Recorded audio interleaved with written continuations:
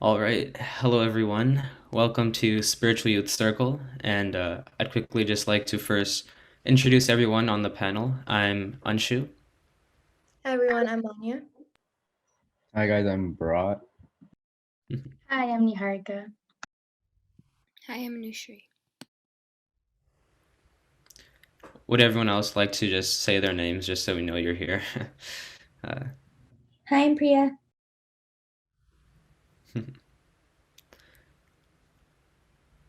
okay. I'd just like to encourage everyone else if you would like to also turn on your video, that would be very nice so we can all see each other as well.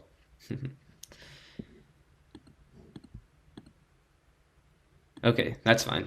You can feel free to turn on your video when you're comfortable.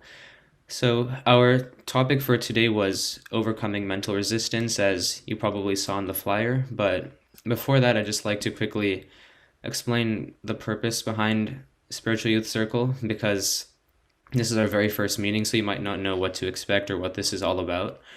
So, the purpose behind Spiritual Youth Circle is we've been seeing recently, because of COVID, and especially in recent times, anxiety and depression has been on the rise, and just a lack of stability in general has been on the rise. And this has been shown with a variety of studies as well.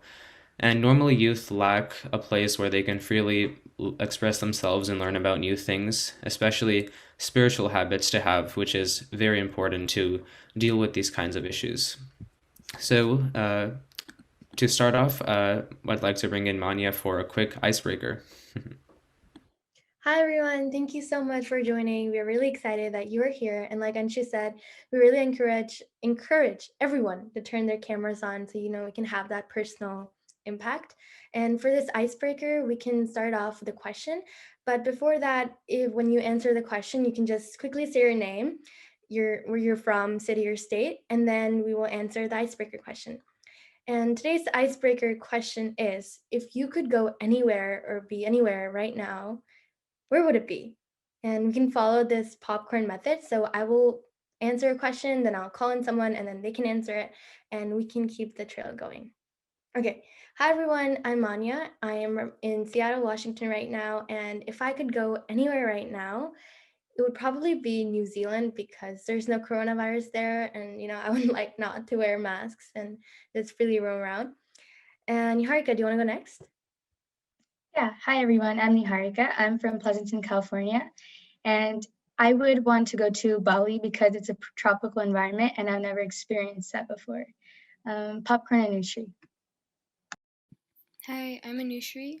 I'm from near San Francisco, and if I could go anywhere, I could probably go to like Bora Bora, probably. Um, add popcorn to Anshu. Yeah, if I could go anywhere, I would probably also go to some tropical place. Don't have a specific one in mind. I'll popcorn to Veda. Yeah.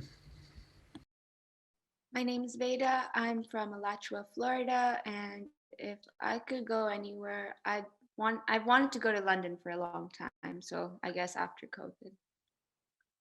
I popcorn Priya. Hi, I'm Priya. I would want to go to Switzerland. It's one of my favorite places. I love the greenery there. Um, who hasn't gone? I'll popcorn to Schweka.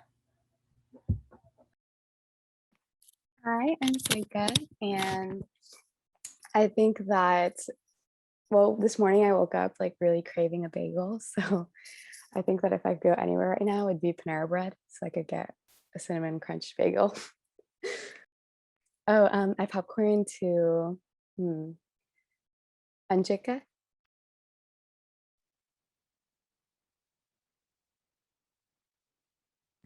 We're not able to hear you for some reason, Anjika.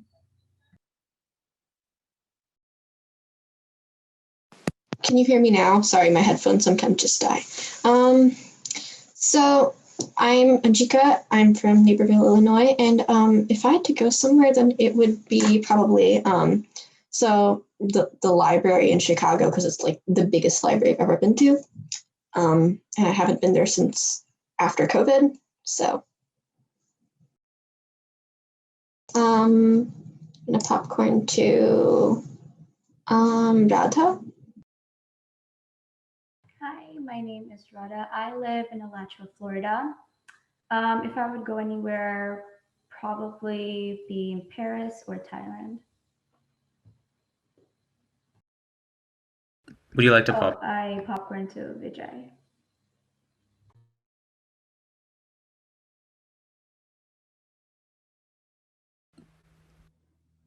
Was Vijay on the call? Should we Yeah, I send think the icebreaker again? yeah, no, that's fine. Okay. Thank you all very much for your wonderful answers. Does anyone else want to share? I don't know if we got to everyone. If not, that's fine. Oh yeah, go ahead. Hi, my name is Surabhi. I'm from New Jersey, and I think one place, I don't know, I don't have any place in mind, but definitely would like to go somewhere to like see some nature or something. Ria, would you like to go as well? Our question was, if you could go anywhere, where would you want to go?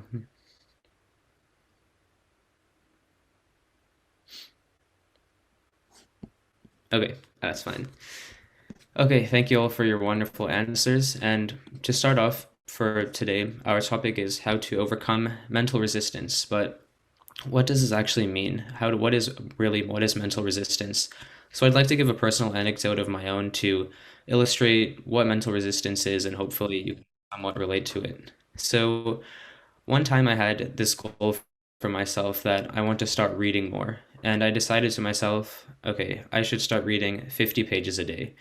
And before that, I wasn't really reading, but now I thought, okay, let's do 50 pages a day.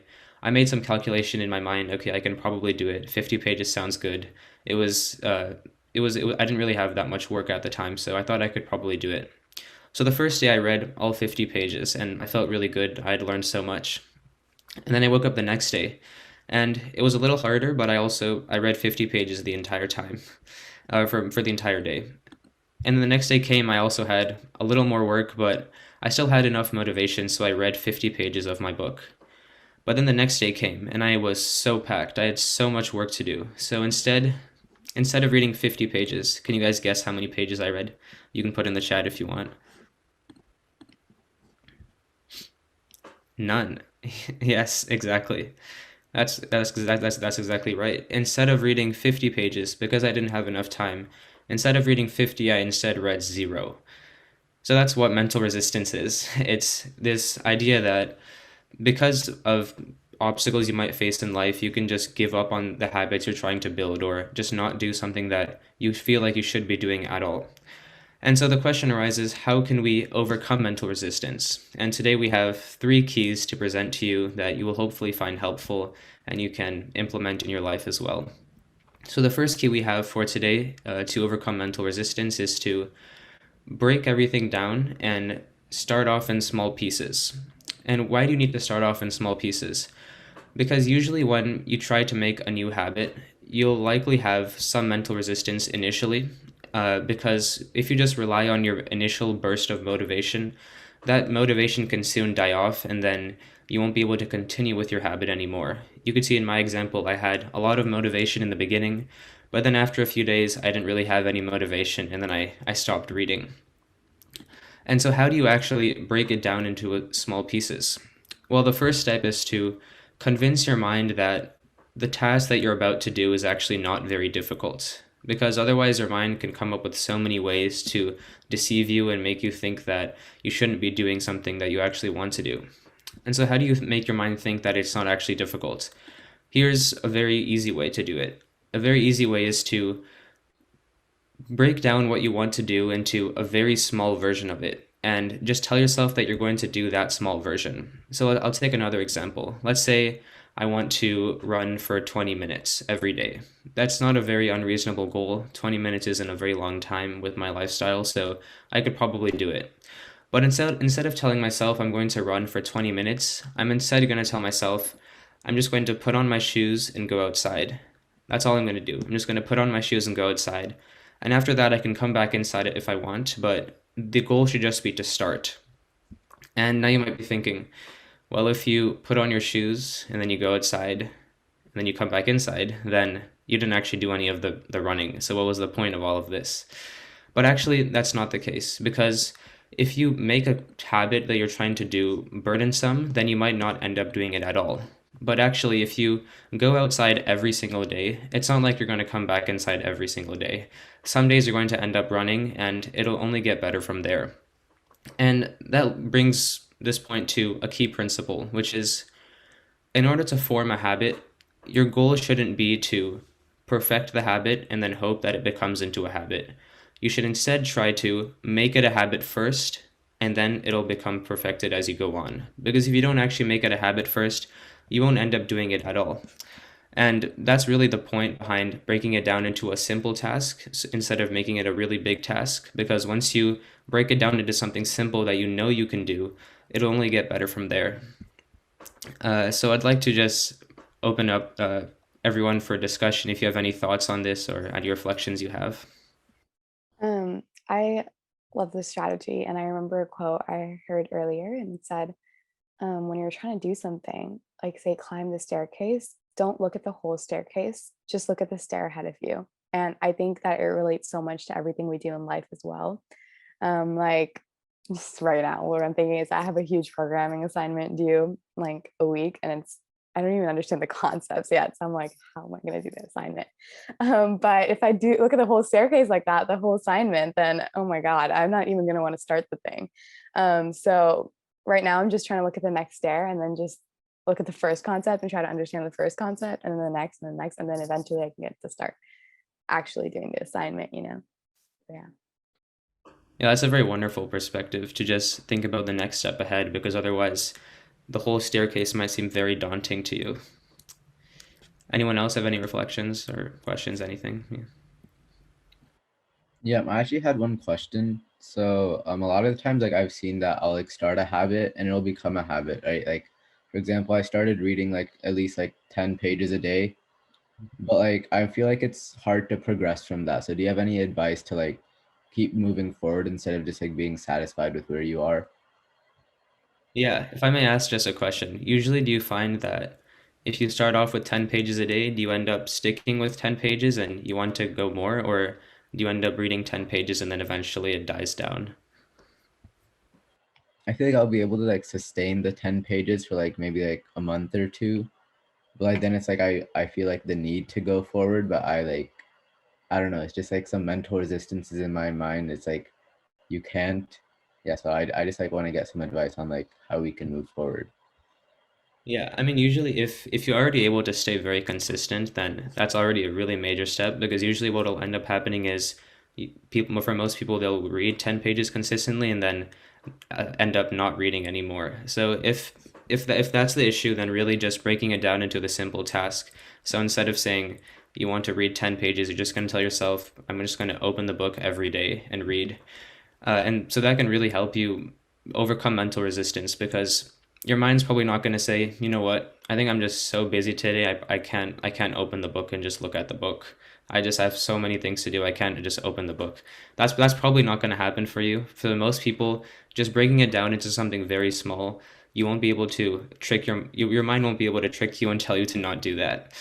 But yeah, I mean, if you're already reading 10 pages consistently, that's already a major step. If you want to progress it forward, just tell yourself to read, you can increment in small steps, reading 11 pages one day, and you can make your way up from that. Yeah. Yes, Anjika. Okay, so my problem is kind of like the opposite. So what I do is that, so like if I've scheduled myself to read 50 pages a day, then I'll be like, hey, why don't I read 200 pages because I really love this book? And then eventually, so I will, and then I will just, so then it'll become, that number will keep getting smaller as the days go on. So then by the end, I'll be reading like 10 pages, like 1 month later.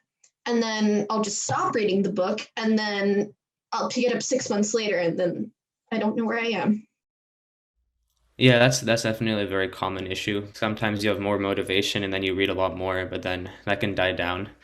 So I think there's a concept called elastic habits that could help here. Is you have, let's say you have three different scenarios of, yeah, a very large book, if 200 pages. So if you tell yourself, okay, I'm going to read this many pages a day without fail, and that's something that you know you can do. It can't be, if you know that you can read at least one page, then you should do that. Otherwise, you can make it higher if you want.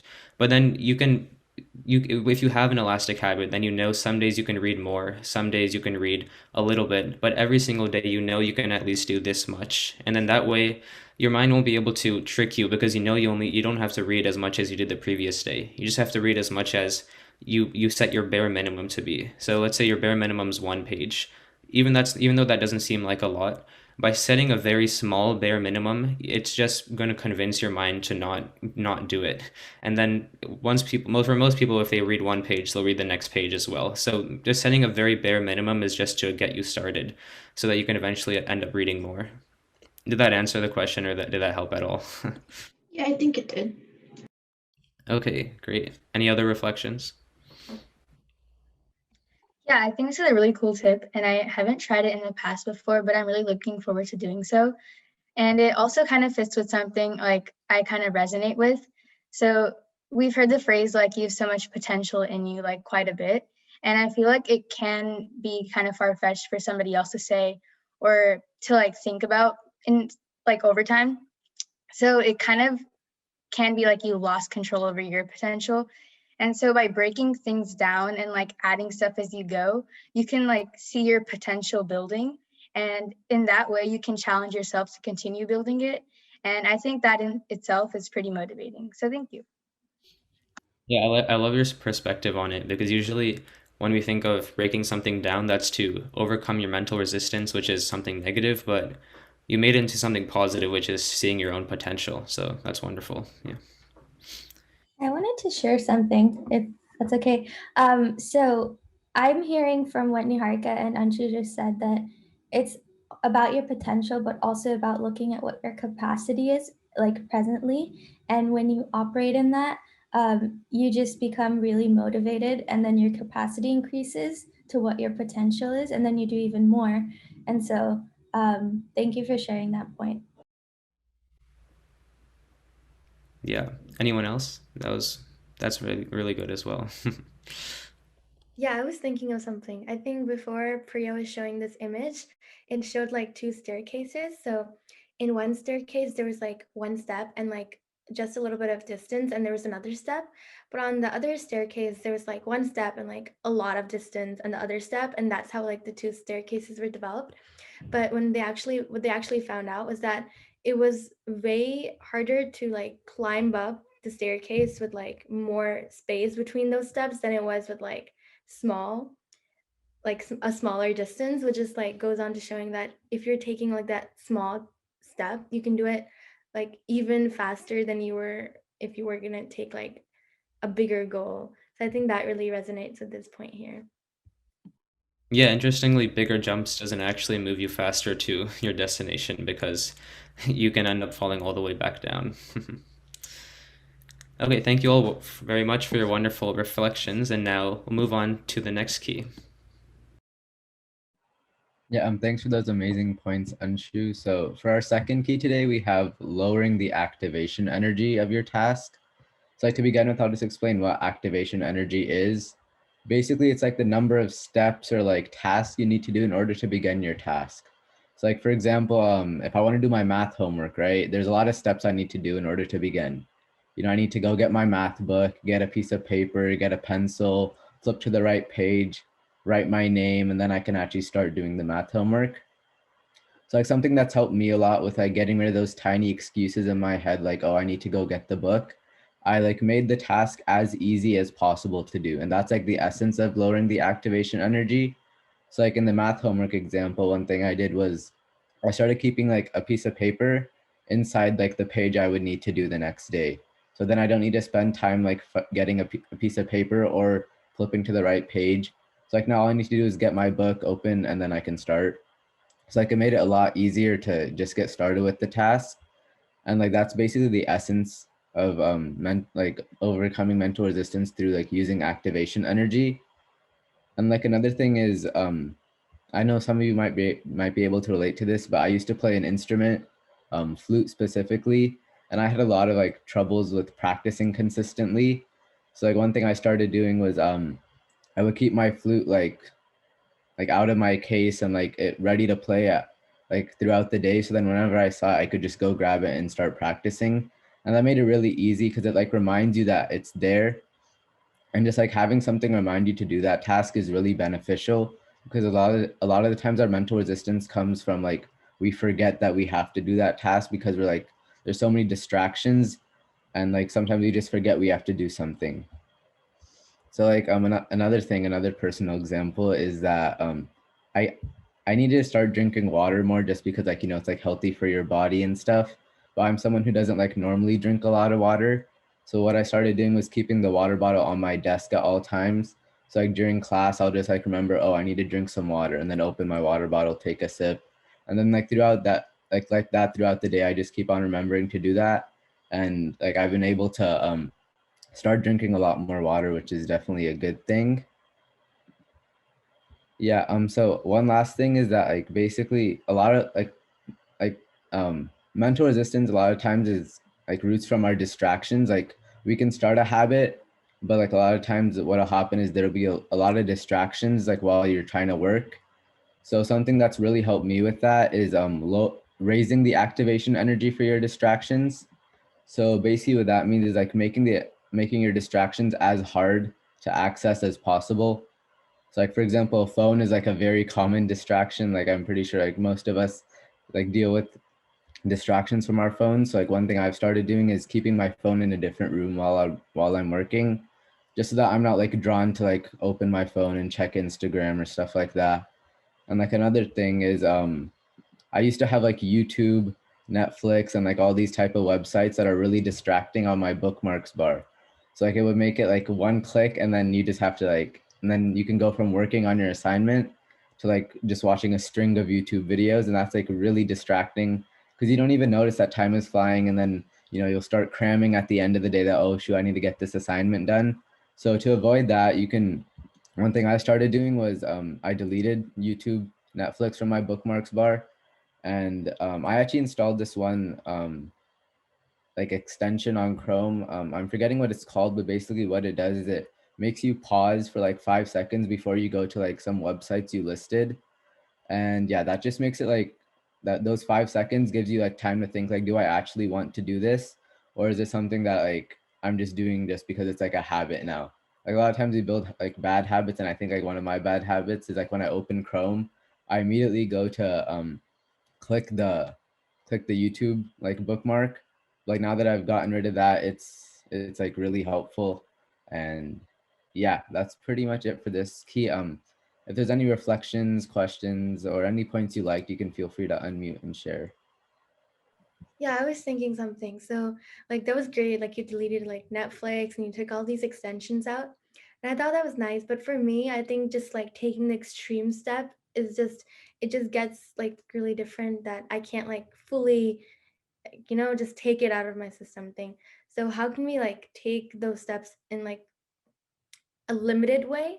In the same time, like we are motivated and we're not like completely cutting off the things that we enjoy in like a small amount of time. So is there a way to like balance both things? Yeah, I definitely feel like YouTube and stuff, it's like it can be distracting, but it's also like something that we can use to like relax and stuff. So like one thing that I've started doing is like setting aside time just to like relax. So like I'm not doing it while I'm working. Like I have like time when I work, and like that's when I get rid of my distractions.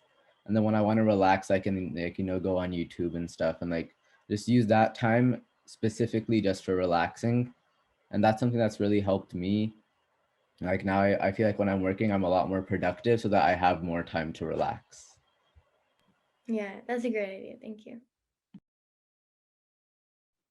I like the point how you said to keep things as easy as possible, because sometimes it's just really hard to start something, but after you start it, it's easier after that. So I think making it easy and keeping it like right in front of you and reminding yourself that it's there. Like when you said that to practice playing flute, you kept it open and not just sitting in your case.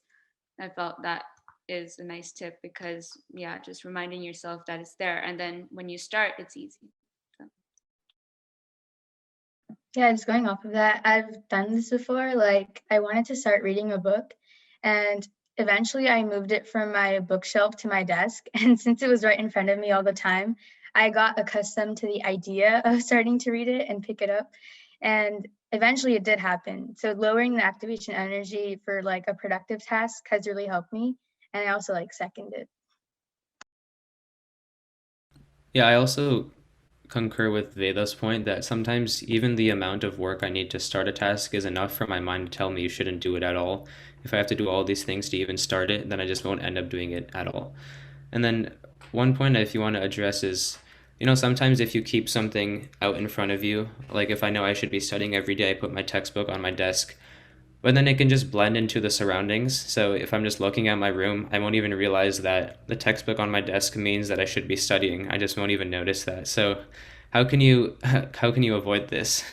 Yeah. Yeah, I've definitely found myself in that situation a lot of times. Like I have a lot of things on my desk that I don't like. I want to start using, but I don't. Like something that really helps me, and it's kind of related to the first point about like starting off in small pieces, is just like doing some sort of interaction with that like item on your desk. Like for example, with your history textbook, just like opening that textbook can just like remind you that it's there. Like doing some sort of small interaction, just like remind you that it's there. And then like, of course, like studying is like something that you want to do. I mean, not like you don't want to do like out of fun, but like it's something that you strive to do. So like by just interacting with it and reminding yourself that it's there, you'll be more inclined to like actually start like using it, I guess. I see. So you say if I open it every day, then I'm more likely to actually know that it's there. Yeah. Okay. Yeah, I don't mind. I can go off for your point. Like with me, uh, I always check my agenda. I always make sure like write down everything I have to do for that day, the night before, even the week ahead, just to make sure I'm staying on track. And number two, when you guys were talking about your phone, um, I heard a class somebody was saying like, what is your intention to really check your phone, to go on Facebook? Like, how much time are you actually allocating? With me, when I was in university and whatnot, I had a timer how much time I actually used to do something, so I didn't get sidetracked. Because that 5 minutes on my phone sometimes will actually turn into an hour, and now I'm very stressed because I'm very behind. So write a list of everything you guys have to do and kind of check it off when you do complete it. Yeah, Anjika, do you have a point you want to share? Yeah, so kind of adding on to the previously. So what I used to do is that I used to create a weekly schedule. So I would just, to be honest, stick to creating a daily schedule, because if you create a weekly or monthly or semester schedule, then what often happens is that it changes a lot. So you might have to like keep updating it, and that often takes a lot of time. So like weekly schedules. So I would just say to stick to making a daily schedule.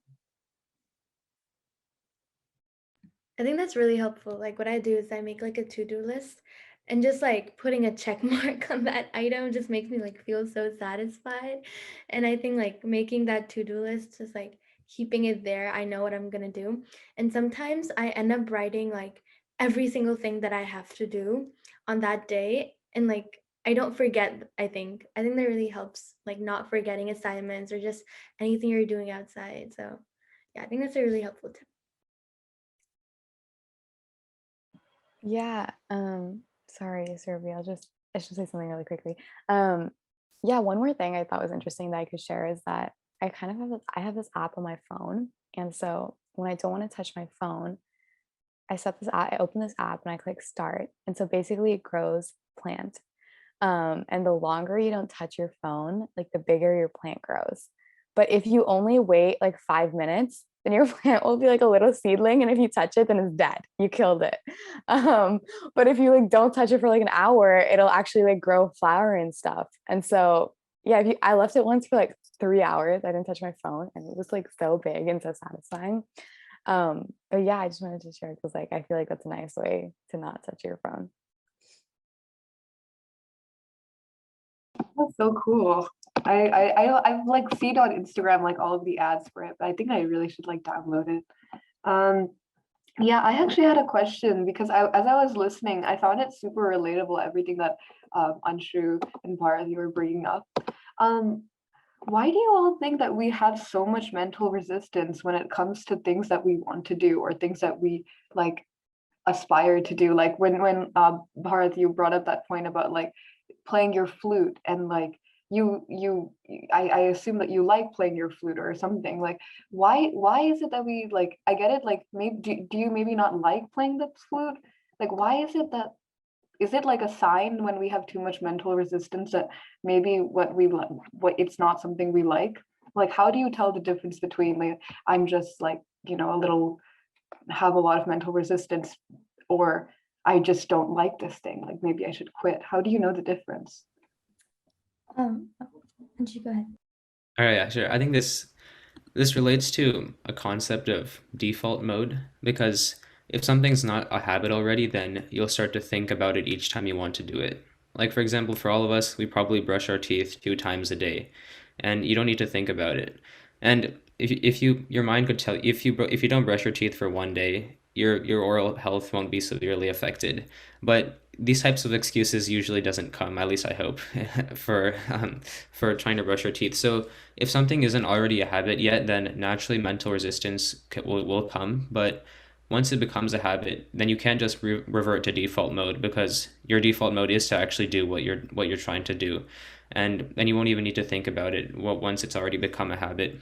And so that's really, your mind can either be your friend or your enemy, depending on how you've trained it. So, Parth, would you like to add anything else?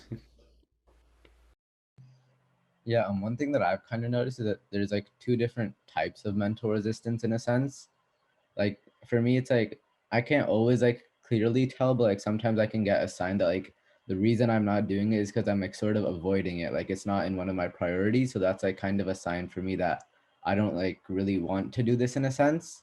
And a lot of times that's not a good thing, but like it ends up happening to me anyway. And then there's other times where like it's mental resistance because like I don't know, it's like it's not a habit yet, like Anshu was saying. So it's just like I need to build that habit in order to start like getting that done. I also wanted to add one more thing. Sometimes, if you, let's say you want to play the flute and you really love playing the flute, but practice, going slow, doing things over and over again is naturally very distasteful to the mind. We see maybe other people playing and we're like, no, I just want that. Like, and like just playing the first 5 notes a million times, like what benefit is that? Like, that's usually a question that causes a lot of mental resistance. And then sometimes when you sit down to practice, you see, oh my God, I have so long, like there's so much that I have to do in order to get to my desired state. But again, like Anshu and Manya were saying about breaking it down and then convincing your mind through practice and seeing development that, oh, you know what, it's okay. Like, even if I'm just doing that, I'm actually going somewhere. And I think that's one of the big fears that we have is like, oh, like I'm just doing this right now and look at this great player, they're already so ahead of me. And just like cutting out that comparison, seeing where you are right now, and then breaking down the steps to get where you're at, setting a goal that way, that could also help. So just regarding the instrument piece that you were mentioning, Survi. I had something too. So in school, we have this class and they told us to write SMART goals. And instead of M being measurable, it was meaningful. So you had to determine if this is something that you really wanted to do. And I think it's a really big factor in like whatever you do in your life. So just to determine like if you really want to do it. So yeah, I think it should be considered as well. I was also thinking of something else. So, like, and she said, like, why do you brush your teeth every day? Why are you like eating every day? I think that's because you know that the result is good. Is that why you're doing the activity? Because you know, like when you brush your teeth, that you know you'll be clean and you'll feel cleansed when you're around everyone. So you know that the result is pleasant, and when you know that the result is pleasant, you're more keen to doing the activity. And that doesn't mean that the activity can be automatically easy, right? And I was listening to something and they said that you do something when you like you fall in love with it, like what's your favorite activity? Like maybe you like reading, maybe you like going on walks. And why do you like doing that? Well, because I fall in love with it. I really like that activity. But to develop that love, you kind of have to be like, the result is pleasant, yeah, right? But like the activity might not be as tasteful right now, but you should keep doing it until you develop that taste, kind of thing, right? So I think that also applies here. Yeah, there's always like a good amount of runway before you actually start liking something. And if you give up too soon, whatever that time limit is for that certain activity, then you'll never really know, you know? Yeah, thank you all for your answers. I think they were super like apt. And I think like the reason I was asking this question is because I'm in college right now and I'm having a lot of trouble with my major. And I'm wondering like, is it just mental resistance? Is it just procrastination, or do I not like what I'm doing? And I guess like maybe I haven't done it for as long as we were talking about. Maybe that's why I have so much mental resistance. So yeah, it was just on my mind. And I think the answers were really nice, very meaningful. Yeah, thank you guys all for sharing. It was really nice hearing from all of you. So now we can actually move on to the third key. I'll pass it on to Niharika and Manya to cover that. Yeah, so previously we touched on motivation and kind of its decline when we're trying to form new habits. But motivation is very foundational and it serves like a backbone. So it's pretty essential that we do create it. So to create it, it's really beneficial that we are around people and talk to people who are good at overcoming mental resistance, kind of surrounding the activity you want to perform a habit or start a habit based off of. So when you find people who are passionate about something or good at doing something, chances are that they'll want to talk about it and they'll go on about it. Like I know when somebody comes up to me and talks about something that I'm interested in and asks about it, I'm pretty like bubbly and excited to tell them all about it. So don't hesitate. And when they do speak about it, it's easy for this stuff to rub off on you. And what they say can start to make sense and it can sound exciting even. So this kind of helps you and convinces you to do these things. So it's kind of like peer pressure, but like with a much more positive connotation. So for implementing this, we can go from doing like study calls with a studious friend to shadowing someone in a profession that you're interested in. So does anybody have any experiences that they want to share where like you place yourself around like-minded people and this helped you excel and go further? Yeah, actually, I do the study call thing a lot with people because usually when I study by myself, I get like distracted on my phone or something, or I just like do something else. But like usually when I'm on study calls with people, I see that the other person's also like studying, so like I want to study with them, and then like we can help each other, bounce off each other, and work together. So that helps a lot for me. Definitely, for me too.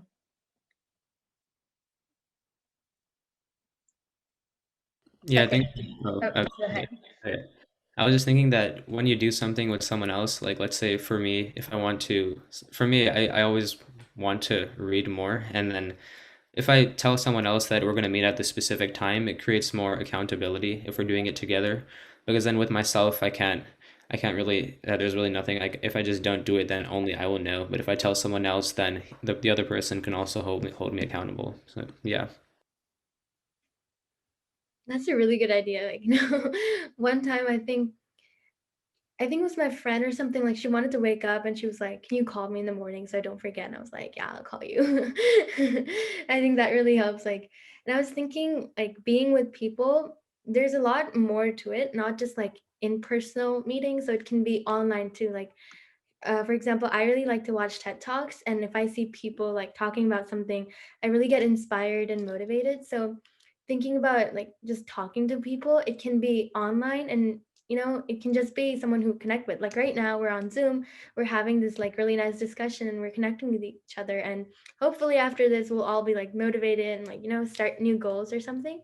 And I think that also helps a lot, not just like in personal, but also like you can like do it online also.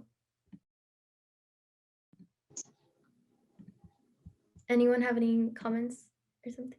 Anjika, did you have something?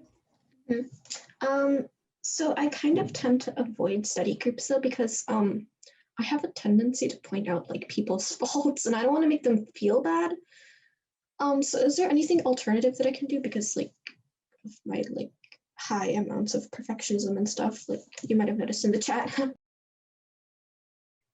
No, yeah, I think I feel it too. Like myself, I'm a perfectionist. I want like everything in order. Like if someone doesn't close the door, I feel like so annoyed, that kind of thing.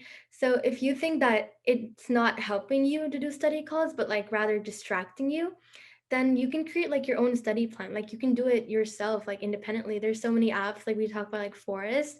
I think that really helps. Just like doing something that works for you and not like following what other people are doing just for the sake of doing it. So what I do is like I create like a to-do list and like I'll put it around and I'll put an app or like a timer and I'll just do it myself. And at that time, like I'm not doing anything else. So I think creating something that works for you might help like actually, have you working.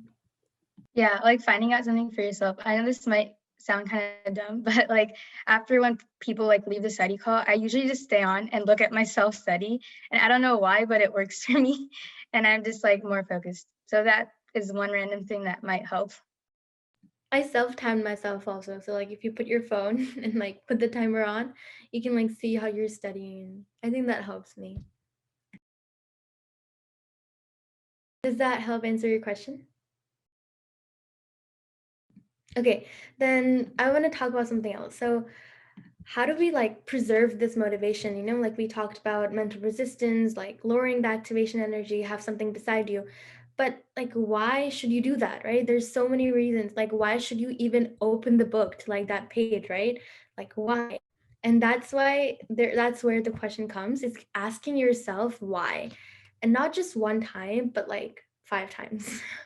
And let's just take an example. So let's say you really like to play piano, right? So you could ask yourself, why are you practicing piano? And then the answer might be, well, because it's required by my teacher. And then why is it required by your teacher, right? So then you could answer, so I can cross the level.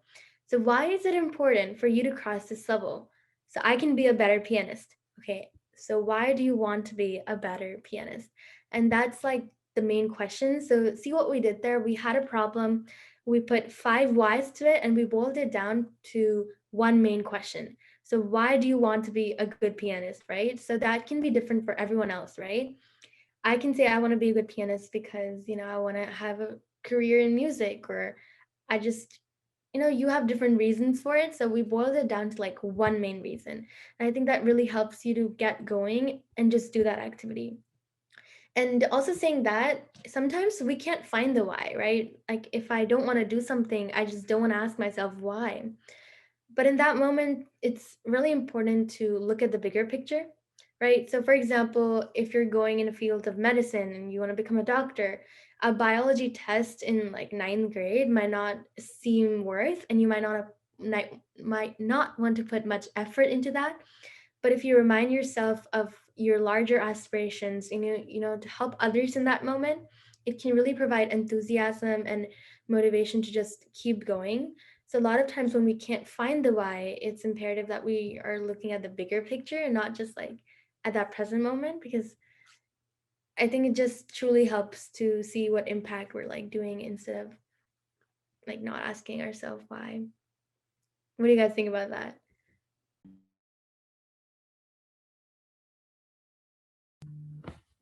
I think it's a really good point.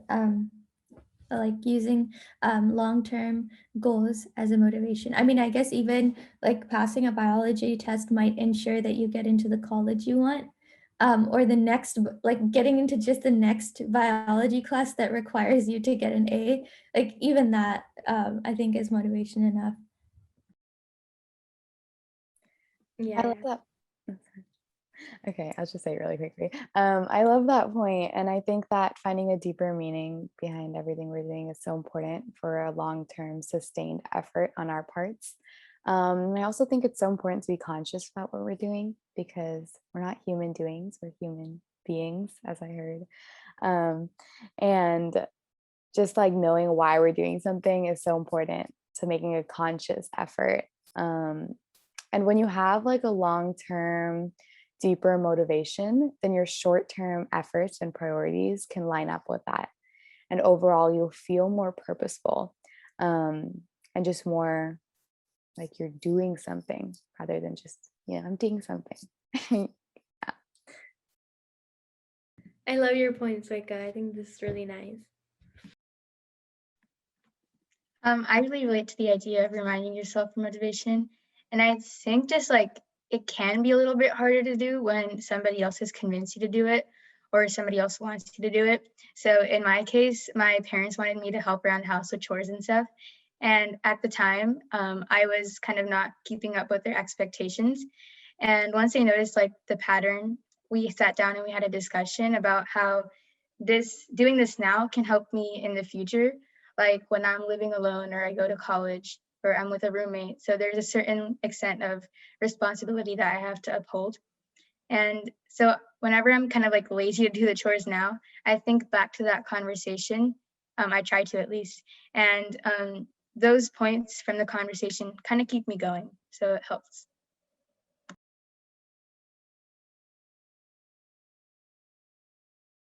Yeah, I love that. I think it's really nice to just like, sometimes you don't really want to do something, and like thinking of chores, I really don't want to do them.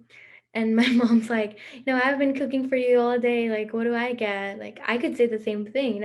I'm sure a lot of you have heard about that. Like, I'm cooking for you. You know what? Next day, I'm going to stop cooking. And I'm like, no, don't do that. Like, please don't do that. And I think just thinking about like doing your part kind of thing, like a duty call, kind of also like makes me feel guilty. Like, I should be doing this also. And yeah, I think it's good to like say, why am I doing it? Like to help my mom or to just have some part in like the house. So Negative motivation helps. yeah. Yeah, so hopefully you guys all have this moment of realization when you're following either of these techniques. But what if it only lasts you for like a little bit, or you forget the train of thought that you had back then? So that is where maintenance comes in. So the whole second part of this is maintenance, because that's how we carry forward our motivation. So it's common for our determination to drone into something that is quite insubstantial to drive the activity that we do want to do. So it can be unrealistic to depend on one burst of motivation to last you through, or like it just becomes unrealistic. So don't you ever wish that you could stretch out this one burst of motivation for as long as possible, or even like rekindle it at any time that you desire? So let's think about it like this. There's many times that we reread a good book or rewatch a good movie or series to bring back the original feeling that we felt before. And usually it works and the feelings are brought back. So even like having this feeling come by like as a chance, when you come across like a quote from the book or a piece of music from the original piece, it works. So if any of you like rewatch something for fun, it'd be cool if you could share your experience. Or reread, I forgot to mention that. Yeah, ahead. Want to share something? Wait, me? Yeah, go ahead. Okay, sorry. So me and my mom often like rewatch Harry Potter and reread it, and so like and then I also have a friend who's read The Lord of the Rings and like all of the other stuff in that series. So we just kind of reread it. So like we kind of hold like an informal book club thing. So like we talk in exchange for me ranting about Tolkien. I have to teach her Hindi, so like we kind of have this system thing. Yeah, I don't know if that was off topic. No, that wasn't. That's so cool.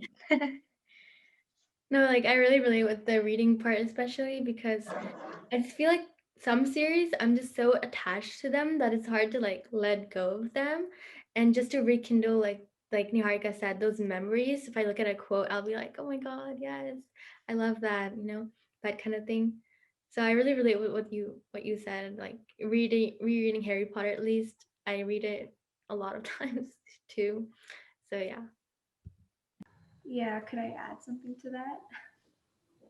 Yeah. Sometimes like because sometimes I don't have like the time to read it. So I have like a list of like quotes from like famous books or books that I like and like things that I feel like are really like that I like and are super sweet. So I have like a book of quotes, and then when I like read what I like, it kind of like rekindles the memory of when I was reading it. You know, those emotions just come. Wow, that's a really smart idea. I feel like I should start doing that now.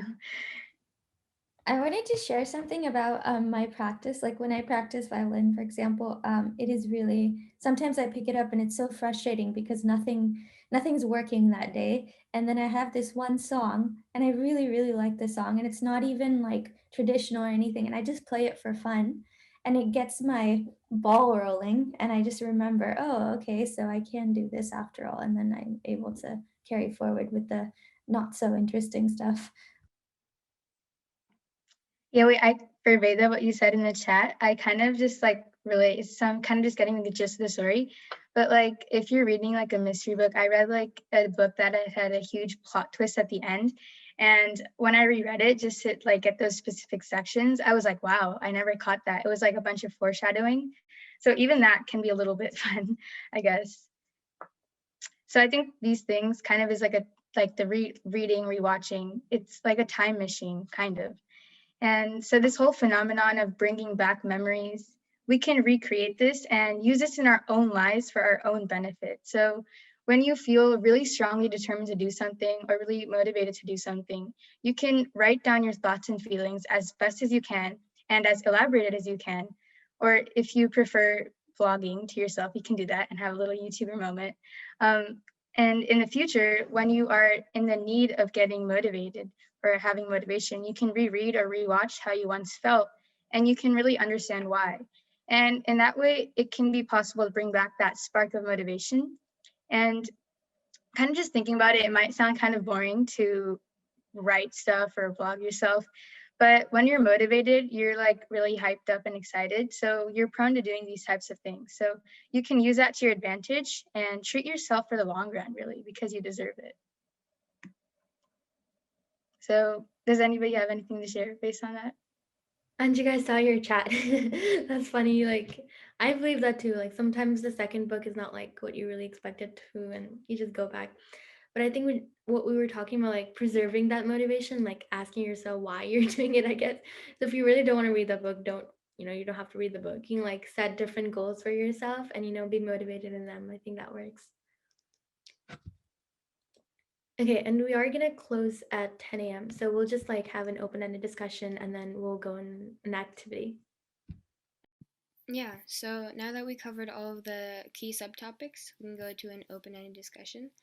So just one question, if you guys could take one thing away from this entire talk, what would it be? You can just share one point that you liked.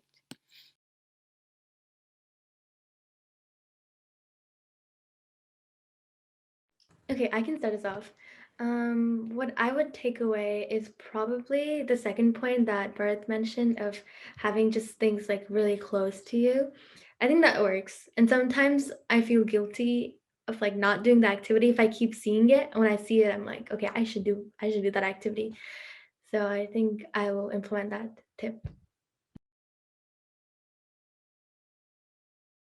Anyone else have anything to say? You can put it in the chat, or if you don't have anything, you can.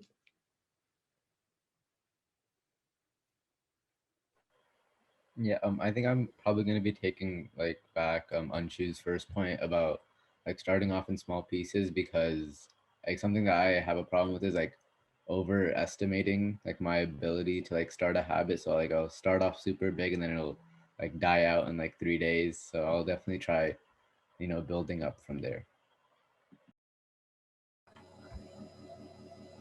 I think you guys did a really great job. I think my biggest takeaway was staying motivated and also finding like-minded people that inspires you to continue to stay motivated.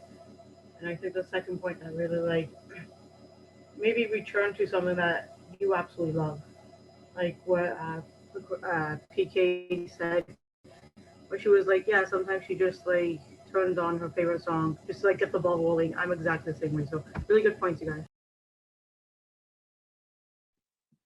I also was thinking of the point that Manya said keeping the things close to you, because I have a lot of extracurricular activities that I go to, but I don't practice. And that makes me feel so guilty at the end. So, yeah, keeping things around me and also having some people motivate me to do, like, you know, do my activities. Okay, thank you all so much for sharing. Those are very key takeaways. I relate to most of them. Radha, did you want to say something? I actually was going to say what you said, Manya. Like, I really relate to that point, especially I love to play the harmonium, but just to take it out of the case is just kind of, because it's big and you have to open it and then you have to take it out. It's so hard. And I just, I'm like, you know what, never mind. So sometimes, like, when I practice, I don't really close it after. I'll just keep it there. Like, I just like put the lid on top, like the back. And so it just like helps me so that the next time I come, I know that I won't have to take it out again because it's really heavy. So it just inspires me to like do it more.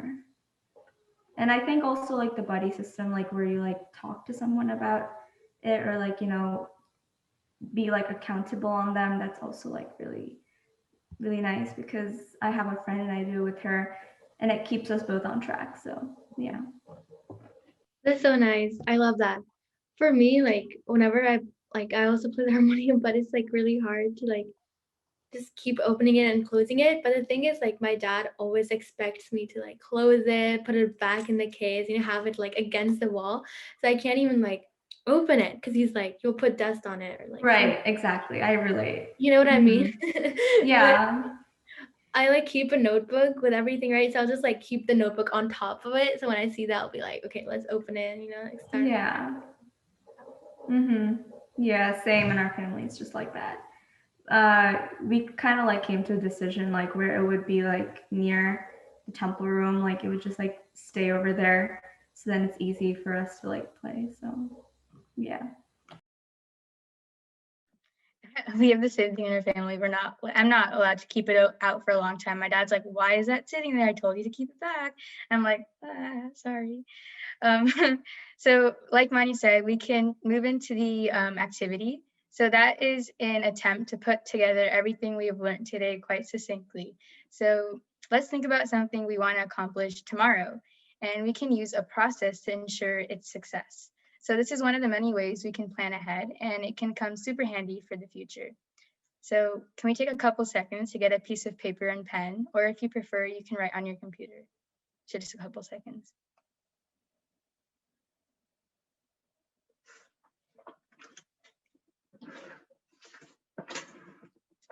All right, so let's write a goal that you want to accomplish tomorrow. And then we can think about why we want to accomplish the goal and what are some steps that we can take to accomplish it and preserve the motivation to do that task. So I can put these things in the chat really quick in case that was too fast. Yeah, also, if you want, you could potentially say how you would avoid one distraction and raise the activation energy for it.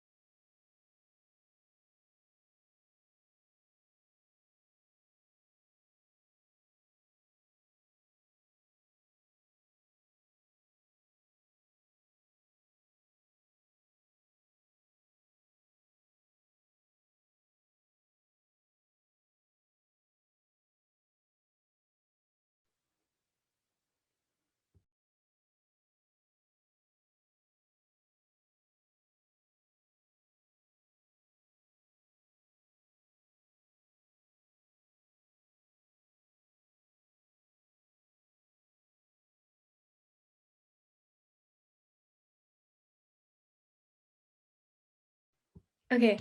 Just really quickly, just like a time check. If you guys are done, you can like give a thumbs up and please feel free to like share if you want. Yeah, does anyone want to share now? Or like if you feel comfortable in sharing? You can just unmute and talk if you want.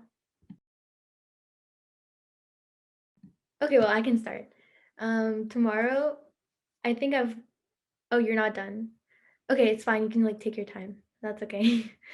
For me, I think like working out has been like really hard because like I used to work out a lot, but then it's just like decreased and like kept going down. So tomorrow, I think I'm probably gonna wear my shoes, go outside like Bart said, instead of like, running. Just, get that motivation out and then slowly I can start running and working out. Sorry.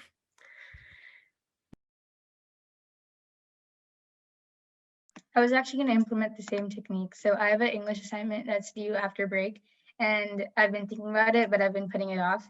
So I know that I want to tomorrow, I just want to open the tab and just stare at it if I have to get me started. I love how small those steps are. Okay, thank you very much, everyone. I think if you're not fully done with this activity, you can continue afterwards as well, and I definitely encourage that. Thank you all very much for attending this session of Spiritual Youth Circle. I thought it was very nice how everyone participated so well, and hopefully you found some of the keys that we discussed to be helpful. And oh wow, okay, it looks like some of you guys do. Great. Okay, if you want, you can stay tuned for our next event that will be happening. You'll receive an email for that. If you want, you can also go to spiritualcircle.com for more updates. Yeah, thank you very much, everyone, for attending, and yeah, please share with your friends and families. Yeah, thank you guys all for coming. If you have any questions, you can stay back. If not, have a nice day. Yeah, and I also put our email in the chat. So if you have like any questions or you're gonna contact us in some way, you can do that through there. Okay, thanks everyone. Yeah. Thank you, everyone. Thank you.